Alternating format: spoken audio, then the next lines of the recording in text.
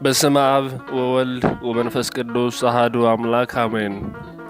ፀሐይ ብርሃኗን የሰወረችበት ጨለማም በቀትር የነገሰበት ያ አስፈሪ 6 ሰዓት መላእክት በመንቀጥቀጥ ፊታቸውን በሸፈኑበት ሐዋርያት በፍርሃት በራቁበትና ፍጥረት ሁሉ በድንጋጤ በተዋጠበት በዚያ ሰዓት በጎልጎታ ኮረብታ ላይ ዓለም አይታው የማታውቀው ታላቅ ምስጢር ተገለጠ። በዚያ ድቅድቅ ጨለማና ሁከት መካከል ከመስቀሉ ግርጌ ካሉ መላእክትና ቅዱሳን ይልቅ በአንዲት ቃል የመንግሥተ ሰማያትን በር የከፈተ አንድ ሰው ነበር። እርሱም ከወንበዴነት ወደ ቅዱስነት፣ ከሞት ፍርድ ወደ ሕይወት አክሊል የተሸጋገረው ፈያታዊ ዘየማን ነው። ፈያታዊ ዘየማን በመከራው መካከል ጌትነትን፣ በውርደቱ መካከል ንግስናን አስተውሎ በመንግሥትህ በመጣህ ጊዜ አስበኝ በማለት የንስሐን ኃይል ለዓለም መስክሯል። ዛሬም በታላቁ የሕማማት ሳምንት በዕለተ ስቅለት 6 ሰዓት የሚነበበውን የስሩግ ኤጲስቆጶስ ቅዱስ ያዕቆብ የደረሰውንና ምስጢረ ስቅለትን በፈያታዊው ዘየማንና በመልአኩ ምልልስ የሚተርከውን ድንቅ ድርሳኑን ይዘንላችሁ ቀርበናል። ይህ ድርሳን በመስቀል ላይ በነበረው ወንበዴ በፈያታዊ ዘየማንና በገነት ጠባቂው መልአክ መካከል የተደረገውን ረቂቅና ጥልቅ ክርክር የሚያሳይ ድንቅ ምስጢር ያለው ነው። ታሪኩ የሚጀምረው ከቀራንዮ አደባባይ ሲሆን አንዲት በደለኛ ነፍስ በንስሐ ታጥባ ወደማይመረመረው የጌታው ፍቅር እንዴት እንደተጠጋች በዝርዝር ይተርካል።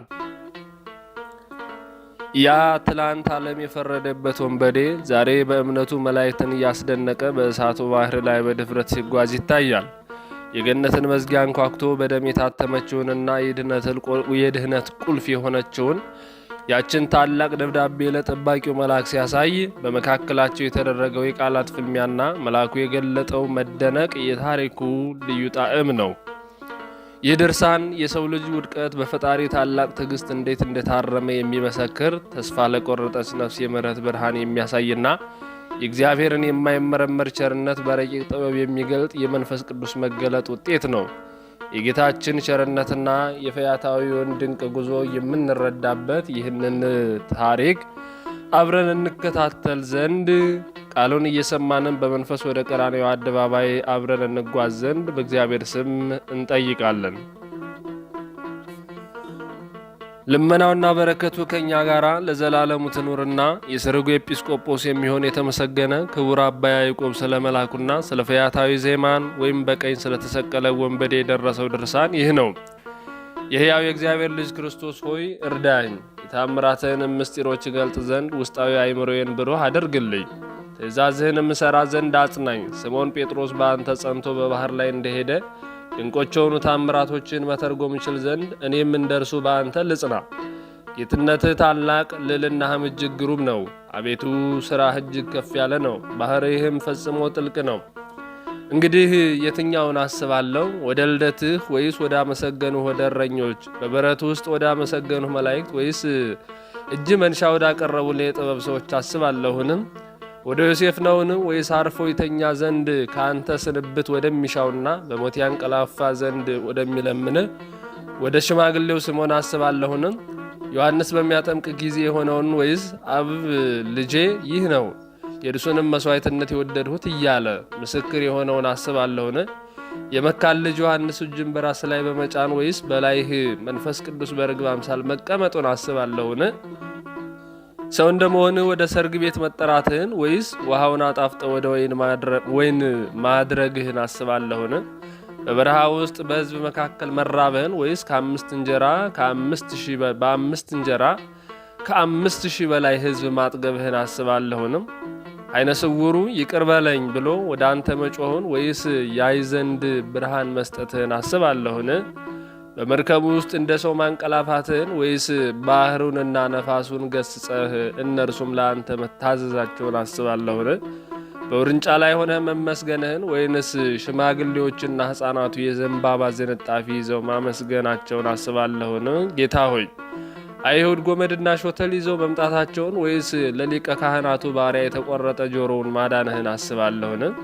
በእንጨት መስቀል ላይ መሰቀልህን ወይንስ ከመቃብር ውስጥ በቃልህ ሙታንን ማስነሳትህን አስባለሁ? ጎንህ በጦር መወጋቱን ወይንስ ቃልህ የሲኦልን ግድግዳዎች ማፍረሱን አስባለሁ? ከመፈራትህ ልዕልና የተነሳ መላእክት በክንፋቸው መጋረዳቸውን ወይስ አይሁድ በአንተ ላይ መዘባበታቸውን አስባለሁን? ክፉዎች ሕዝቦች በፊት ላይ መራቃቸውን መጥፋታቸውን ወይንስ ዓለሙን ሁሉ የያዘውን እጅህን መቸንከርህን አስባለሁ? ደካማ እንጨት እንደተሸከመች ወይስ ለምስጋና የመላእክት ሰራዊት ሁሉ መነሳታቸውን አስባለሁ? በኃጢአት ፊት የተፈረደብህን ወይንስ መላእክት ፈጽሞ ማመስገናቸውን አስባለሁን? ይህ ምስጢር በሚበዛ ጊዜ ከኃጥአን በተነሳው ሁከት ምክንያት ጽኑዕ ባህሪ ወልድ በእንጨት መስቀል ላይ ተሰቀለ። ሁሉን የያዘ ቀኝ እጁ በከዳተኞች ታሰረ። ሁሉን የፈጠረ እጅ በችንካሮች ተቸነከረ። በቃሉ አባታችን አዳምን የፈጠረ አፍ መራራ ከርቤ የቀላቀለበት ሐሞት ጠጣ። ነቢያት በእርሱ ላይ የተናገሩት ሁሉ ተፈጸመ።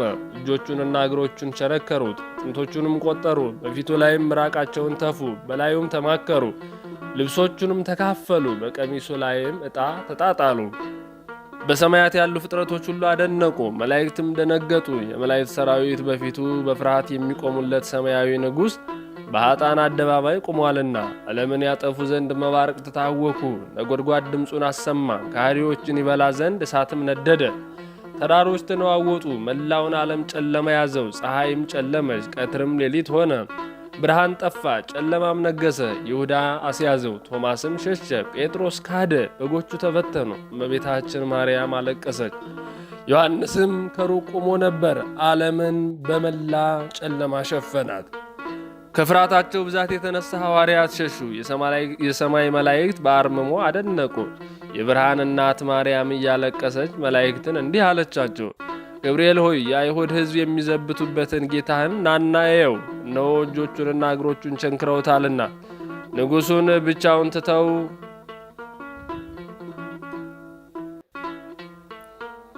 ሐዋርያት ሲሸሹ እናንተ ረቂቃን መላእክት ለምን ተዋችሁት? መሬታውያን ሞትን ቢፈሩ እናንተ ሰማያውያን መላእክት ከእርሱ ለምን ራቃችሁ? ሰዶምና ገሞራ የጠፉት በእናንተ ኃይል አይደለምን? ከወንጀለኞቹ ዘንድ የጌታችሁን በቀል እንዴት አትመልሱም? ሙሴ እንኳ ለወገኖቹ ራርቶ ለመነ፣ እናንተስ ለምን ዘገያችሁ? የመላእክት ሰራዊትም ደነገጡ። የእሳታውያን መላእክት ቁጣ በጌታ ምሕረት ተገታ። የእሳት ፈጣሪ በእንጨት ላይ ተሰቀለ።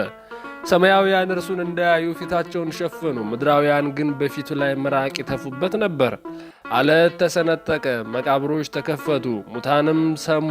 መልአኩም ለብርሃን እናት እንዲህ ብሎ መለሰላት፣ ቅድስት ሆይ አትዘኚ፣ አታልቅሽም። ፈቃዱ ባይሆን ኖሮ ባልተሰቀለ ነበር። በይቅርታውና በፍቅሩ ብዛት ከልልና ወረደ እንጂ አዳምንና ልጆቹን ያድን ዘንድ ሰው ሆኖ በፈቃዱ ተገለጠ። ልጅሽ በሞቱ ከአዳም ልጆች ሞትን አጠፋ፣ የሲኦል ደጆችም ተከፈቱ፣ የኃጢአት ማሰሪያም ተፈታ አላት።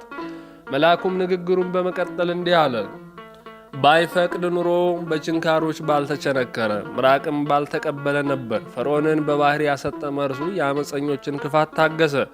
ውሃውን ወይን ያደረገ እርሱ በመስቀል ሆኖ ሐሞት ጠጣ። ፀሐይን አጨለመ፣ ገዳዮችን ግን አልተቀየለም።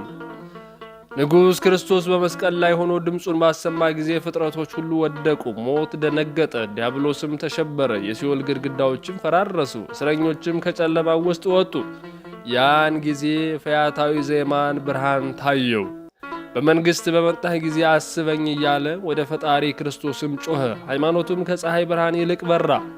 ጌታችን በመስቀል ላይ ራቁቱን ተሰቅሎ እያለ ፈያታዊው በውስጣዊ አእምሮ የጌታን ታላቅነት ተመልክቶ አደነቀ። አቤቱ የምህረትህን ደጅ ክፈትልኝ፣ ወደ ገነትም አስገባኝ፣ አዲስ ክብርንም ስጠኝ ሲል ለመነ። ከምግባር ድሃ ለሆንኩት ለእኔ ወዮልኝ። በ11ኛው ሰዓት እንደገባሁት ሠራተኛ እንደ ይቅርታ ብዛት ይቅር በለኝ አለ።